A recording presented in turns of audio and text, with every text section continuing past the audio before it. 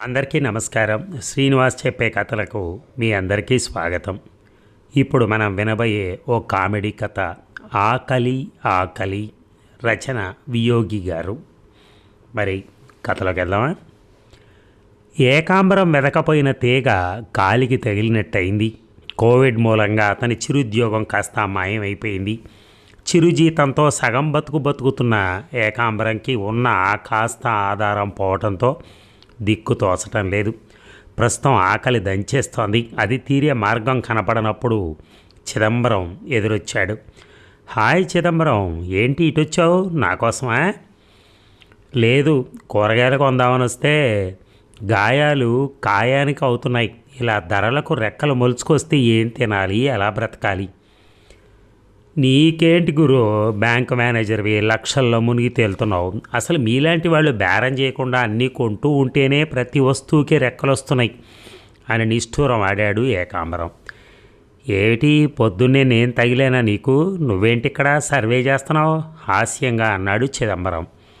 మరే, బ్రేక్ఫాస్ట్ చేద్దామంటే మంచి హోటల్ ఇక్కడ కనపట్టలేదు. ఇంతకీ నీదయిందా అని అడిగాడు ఏకాంబరం. ఆదివారం కూరలు తెచ్చివ్వు అంది మావిడ. వంట మొదలెట్టదు. నేను తెచ్చి వందే. సరే, ఇంటికి పోయి గతకాలి కొద్దిగా అని చిదంబరం ఏడు మొహంతో చెప్పాడు. ఇంకే, అలా పోయి లైట్గా ప్లేట్ వడ, ప్లేట్ సాంబార్, ఇడ్లీ లాగిద్దాం పద అంటూ తొందర పెట్టాడు ఏకాంబరం. మానవుడు ఆశాజీవి. ఫ్రీగా వస్తే ఫినాయిల్ తాగాలన్న దురాశ మనిషిలో ఉండే ఉంటుంది. అందుకే స్నేహితుడు పిలిస్తే కాదనలేకపోతున్నాడు. అయినా పైకి బెట్టుగా అది కాదో ఏకాంబరం, మా ఆవిడ మందాకినికి బయట టిఫిన్లు తింటే కోపం వస్తుంది అన్నాడు చిదంబరం. అరే చిదంబరం, నువ్వు బయట తిన్న సంగతి ఆమెకి ఎలా తెలుస్తుంది? నువ్వు చెప్తే తప్పించి ఆశ్చర్యంగా అడిగాడు ఏకాంబరం. చెప్పకపోయినా ఆమె చేసిన టిఫిన్ తినకపోతే తెలియదా? ధర్మ సందేహం కలిగింది చిదంబరానికి. అతగాడిని దగ్గరున్న హోటల్కి తీసుకెళ్ళాడు బలవంతాన. టేబుల్ దగ్గర కుర్చీల్లో కూర్చున్నారు. ఇక సర్వర్ రాగానే 2 ప్లేట్లు వడ, 2 ప్లేట్లు సాంబారు, ఇడ్లీ, 2 కాఫీలు ఆర్డర్ ఇచ్చాడు చిదంబరం. ఒకటి చాలని సైగ చేస్తున్నా పట్టించుకోకుండా. ఒక 5 నిమిషాల్లో ఆర్డర్ తీసుకొచ్చాడు సర్వర్. ఏకాంబరం అబగా లాగించేస్తున్నాడు. కానీ ఆశ్చర్యంగా చిదంబరం కూడా జుర్రుకొని తింటున్నాడు. ఏమిటి, టిఫిన్లు బాగున్నాయా అడిగాడు ఏకాంబరం. ఈ హోటల్లో చేసినట్టు సాంబార్ ఇంకెవ్వరూ చేయరు సర్టిఫికెట్ ఇచ్చాడు. అతను ఆస్వాదిస్తూ తినటంతో కొంచెం లేట్ అయింది. ఏకాంబరం ఆకలితో ఉండటంతో బాగా స్పీడ్గా టిఫిన్లు ఖాళీ చేశాడు. సర్వర్ కాఫీలతో పాటు బిల్లు తీసుకొస్తూ ఉండటం గమనించాడు. గబగబా లేచి వాష్రూమ్ దగ్గరికి వెళ్ళిపోయాడు ఏకాంబరం. చిదంబరం ఇంకా ఆరగిస్తూనే ఉన్నాడు. సర్వర్ బిల్లు తెచ్చి అతను ముందు పెట్టాడు స్టీలు పళ్ళెల్లో. దానిలో సోంపు ఉంది. చిదంబరం బిల్లు చూసి గుండెలు బాదుకున్నాడు. అతడు మంచి ఉద్యోగస్తుడే, కానీ ఖర్చులో పిసినారి. ఏకాంబరం పెట్టిస్తే తిందామని వచ్చాడే కానీ తను బిల్లు కడదామని రాలేదు. అందుకని సర్వర్తో అన్నాడు, నీకు ఆర్డర్ ఇచ్చింది ఎవరు? కాఫీ తాగుతూ అడిగాడు. మీ ఫ్రెండ్ కదా సార్. సర్వర్ గుర్తు చేసుకున్నాడు. మరి బిల్లు నేను కడితే అతను బాధపడతాడు కదా, అది అతని సీటు ముందు పెట్టు, చేయి కడుక్కోవడానికి వెళ్ళాడు, వస్తాడు అంటూ ఆ బిల్లు పళ్ళెంని ఏకాంబరం కూర్చున్న సీటు ఎదురుగా ఉంచమని చూపించాడు చేత్తో. కాఫీ పూర్తి చేశాడు. సర్వర్ ఆ పళ్ళెం అక్కడ పెట్టి ఇంకో ఆర్డర్ తీసుకోవడానికి ముందుకెళ్ళాడు. చిదంబరం తను లేచి వాష్రూమ్కి వెళ్ళాడు. ఈలోగా ఏకాంబరం వచ్చి తన సీటు ముందు బిల్లు, కాఫీ రెండూ ఉండడం చూసి కంగు తిన్నాడు. కాఫీ ఓ గొక్కలో తాగాడు. ఇంతలో సర్వర్ ప్రత్యక్షమయ్యాడు. డబ్బులు కలెక్ట్ చేసుకుందామని. అతని బాడీ లాంగ్వేజ్ని బట్టి తనను డబ్బులు అడుగుతున్నాడని గ్రహించి, మా ఫ్రెండు నేను కడితే ఊరుకోడు, అతనికివ్వు అని చెప్పాడు. లేదు సార్, ఆయనే మీరు కడతారని చెప్పారు అని సర్వర్ చెప్పాడు. పచ్చి వెలక్కాయ గొంతుకు అడ్డుపడ్డట్టయింది. జేబులో పరుసుంది కానీ అందులో విటమిన్ ఎం లేదు. స్టైల్కి పట్టుకొచ్చాడు. అలా అనడే, నేను కడితే నొచ్చుకుంటాను వేదవ్వాబాయ్, నొచ్చుకుంటాడు వాడు, వాడికే ఇవ్వు అని నిరాకరిస్తూ చెప్పాడు ఏకాంబరం. సర్వర్కి గుస్సా వచ్చింది. గుర్రుగా చూశాడు ఏకాంబరాన్ని. ఇంతలో చిదంబరం వస్తూ కనిపించాడు. బిల్లున్న పళ్ళెన్ని అతని కుర్చీ వైపుకు జరిపాడు ఏకాంబరం. ఇంతలో క్లీనర్ వచ్చి ఖాళీ పళ్ళెని తీసి తుడుస్తూ ఆ బిల్లును ఇతని వైపు జరిపాడు. ఏకాంబరం మళ్ళీ అడు జరిపాడు.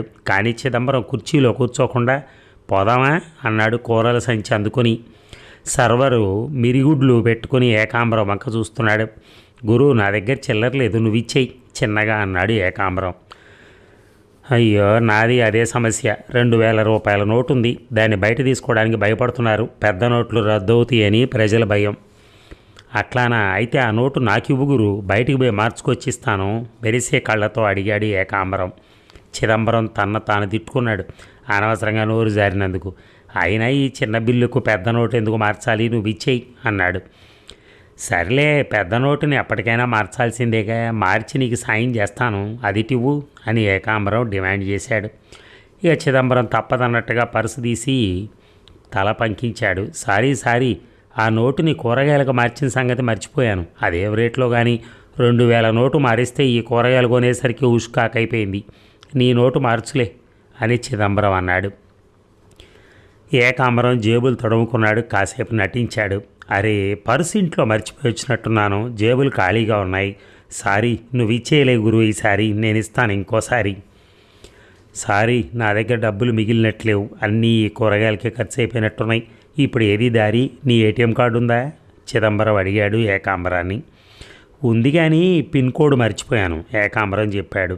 సార్, నాకు అవతల బోల్డ్ మంది కస్టమర్లు ఉన్నారు, మీలో ఎవరో ఒకరు బిల్లు చెల్లించండి, నా టైము వేస్ట్ చేయకుండా సర్వర్ అసహనంగా అన్నాడు. ఊరుకోవయ్యా, నీ బిల్లు ఎక్కడికి పోద్ది, పోయి నీ పని చూసుకో కసిరాడు ఏకాంబరం. అప్పటికే 2-3 కస్టమర్లు పిలుస్తూ ఉండడంతో అటు వెళ్ళాడు సర్వర్. చటక్కున ఏకాంబరం మోగని సెల్లు తీసుకుని చెవి దగ్గర పెట్టుకుని మాట్లాడటం మొదలెట్టాడు. హలో, ఎవరు? సీత, అర్జెంటా? ఏమిటి, బాబు కింద పడ్డా? నెత్తురు వస్తుందా? వెంటనే డాక్టర్ దగ్గరికి తీసుకుపోవాలా? గాబరా పడకు, వస్తానా అంటూ సెల్లో మాట్లాడుతూ కౌంటర్ ముందు నుంచి వెళ్ళిపోయాడు. చిదంబరం ఇది ఊహించలేదు, తను చిక్కుబడిపోయాడు. చేతిలో బరువైన సంచి ఉండడంతో చలాకీగా కదలలేకపోయాడు. అప్పటికే కొందరు కస్టమర్లు ఈ కళ్ళు ఇటు తిరుగున్నాయి.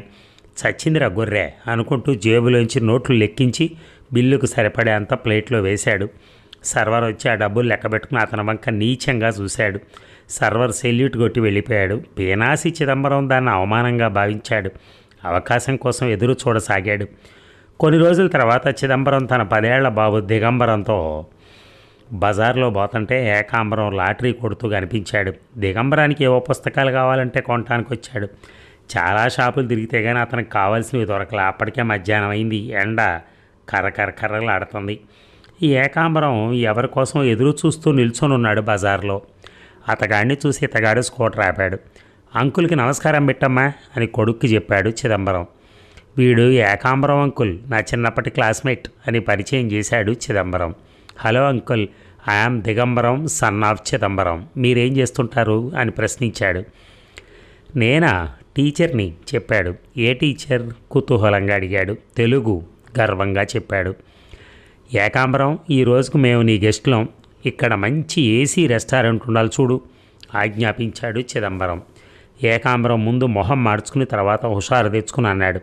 బయట తిండ్లు బాగుండవు గురు, అందులో పిల్లలకి అసలు బయట తిండి తినిపించకూడదు. కరోనా, ఒమిక్రాన్ లాంటి వ్యాధులు రావచ్చు.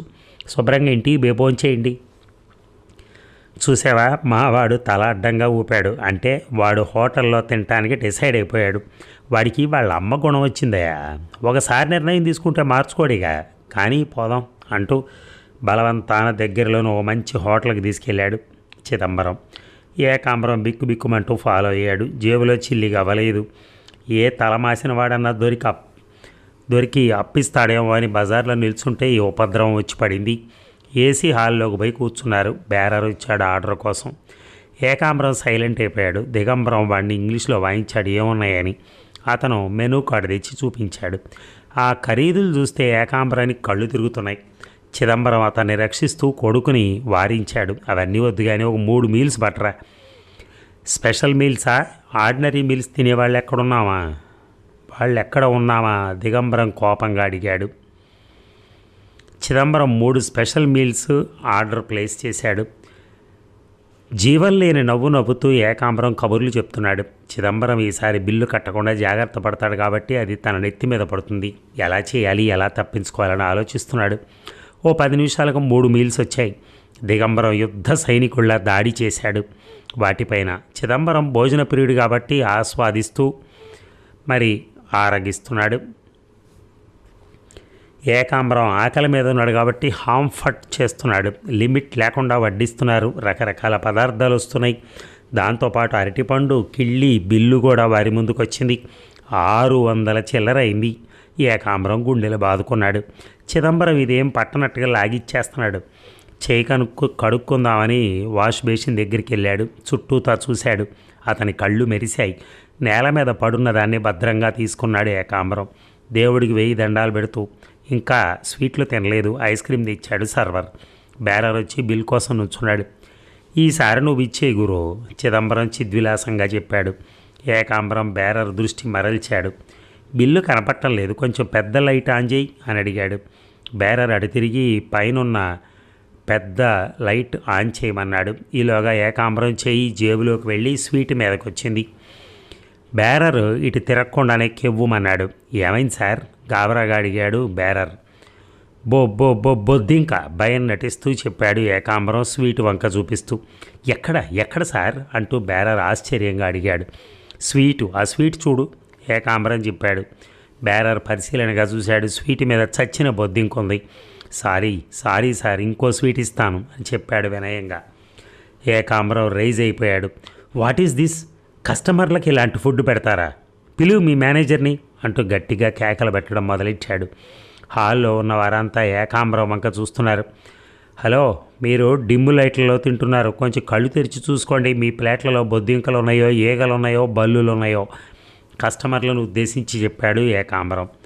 అందరూ ఉలిక్కిపడి తమ ప్లేట్లను పరిశీలించసాగారు. ఇంతలో మేనేజర్ ఉరుక్కుంటూ వచ్చాడు. చేతులు కట్టుకొని నిల్చుని చెప్పాడు. సారీ సార్, మీకు ఇంకో స్వీట్ తెప్పిస్తాను.